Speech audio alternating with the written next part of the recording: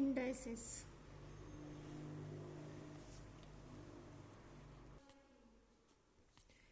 If I am giving you the number that is same number base 2 into 2 into 2 into 2 into 2, okay, base is same 1 2 3 4 5, हां 5 times. how many times 5. आणि काय number आहे base काय आहे same काय आहे 2 आणि किती टाइम्स आहे 5. मग रेस टू 5 असं लिहायचं. ओके 2 रेस टू 5 म्हणजे 2 एकमेकांना 5 टाइम्स तुम्ही मल्टिप्लाय करताय. You are multiplying 2 by each other of 5 times. Okay, then if I am giving you 3 into 3 into 3, okay, 3 same, okay, how many times 3 1 2 3, so 3 raised to 3. No need to write the answer, just this is the presentation. Okay, in a general way, if I am taking a into a into a into dash dash dash into a m times, ठीक आहे. आता इथे मी काय केलं आहे जो base same आहे तो खाली लिहिला आहे बेसला ए सेम दिसतो इथे आणि जे टाइम्स आहेत 1 2 3 4 5 टाइम्स असतील किंवा 3 टाइम्स असतील. आता इथे एम टाइम्स आहेत ते कुठे लिहिले आहेत at the top a raise to m असं आपण म्हणतो. Similarly a raise to m, ठीक आहे. त्यावरनं काही लॉज ऑफ इंडायसेस आहेत. Laws of indices, okay. जर आधी आपण एक्झाम्पल बघूया. 5 इंटू 5 इंटू 5 इंटू 5 4 टाइम्स.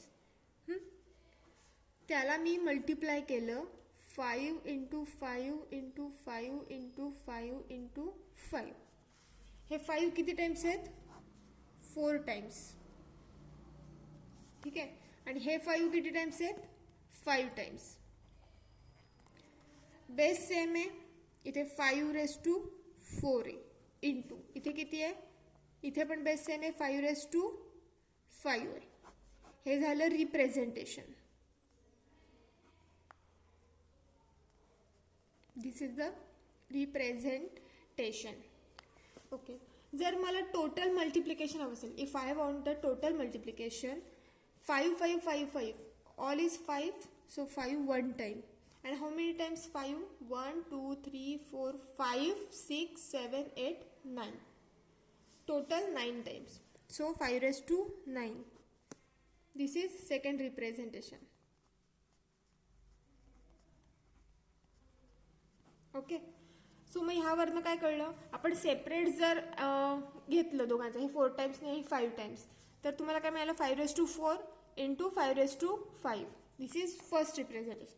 आणि total if you count the total 5 how many times 9. So conclude काय करणार तुम्ही 5 जे कॉमन आहेत आणि ज्यांचे जे रेस टू पॉवर्स आहेत. आता here is 4 here is 5, so 4 plus 5 9. So what you will get the first indice formula a raised to m into a raised to n. जर बेस सेम असेल आणि पॉवर्स वेगवेगळे असतील so a raised to m plus n. This is the your first formula. If 4 into 4 into 4 into 4 into 4 into 4, how many times 1 2 3 4 5 6 times, divided by 4 into 4 2 times. आता हे 4 raise to 6 झाले बरोबर 6 times आहेत आणि here 4 raise to 2 times झाले बरोबर. दिस is the representation. So तुम्हाला माहिती आहे डिव्हिजनमध्ये 1 4 गेट कॅन्सल 4 1 जा 4 4 4 जा 4. हे 2 4 ह्या 2 4 बरोबर गेले because multiplication and division are the opposite signs. So 1 2 3 4 how many times 4 remains 4 raise to 4. ह्यावर कन्क्लूड काय काढलं 4 कॉमन आहे आणि 6 मायनस 2 किती आले 4 raise to 4.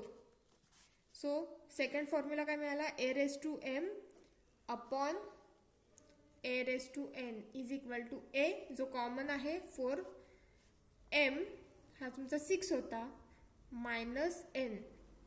This is your second formula. Next, if a raise to 0 कुठल्याही नंबरची जो बेस आहे तुमचा त्यांची पॉवर जर 0 असेल, answer is 1. If I am giving you 12,349 raise to 0, your answer is 1. कितीही मोठा नंबर असू दे त्याची रेस टू पॉवर 0 असेल, your answer is 1. If I am giving you 6 into 6 into 6. If I am giving you 6 raised to minus 3. Okay. So what you will do answer? 1 upon 6 raised to 3. Okay. Numerator मध्ये minus असेल raise to power, जर ती denominator मध्ये गेली तर तिचं काय होतं, प्लस होतं. So 1 upon a raised to m is equal to a raised to minus m, or 1 upon a raised to minus m is equal to a raised to m. Opposite होतात हे दोघे. ओके. हे prove कसं करायचं, तर 1 म्हणजे काय, a raised to 0 आपण आधीच प्रूव्ह केलं इथे वरती. हे प्रूफ सांगते मी तुम्हाला कसं काय आलं ते. आणि a raise to am already आहे. तुम्हाला डिव्हिजनचा फॉर्म्युला आता कळलेला आहे. बेस सेम असेल तर जे तुमचे रेस टू पॉवर्स असतात ते ए रेस टू 0 मायनस एम येतं. पण ए रेस टू 0 मायनस एम म्हणजे काय, मायनस एम. तर तुमचा आन्सर काय आलं, मायनस एम. समज ए रेस टू 0 असेल आणि a raise to minus m असेल, हे मी तुम्हाला 1 upon a raise to minus एमचं सांगते आणि हे 1 अपॉन ए रेस टू एमचं आहे. So a raise to 0 minus m, हे जे मायनस साईन आहे ते एमचं आहे आणि हे जे तुम्ही एक्स्ट्रा मायनस साईन देताय ते तुम्ही त्याच्यावर प्रोसेस केल्यानंतर देताय. A raise to 0 plus minus minus plus raise to plus m. So a raise to plus m. आला आन्सर.